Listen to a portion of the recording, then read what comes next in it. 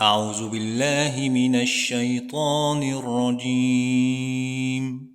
بسم الله الرحمن الرحيم.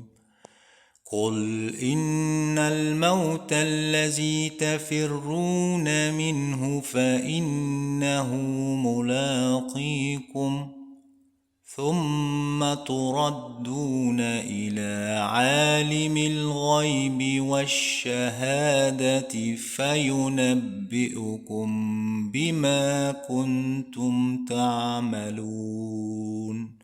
صدق الله العلي العظيم.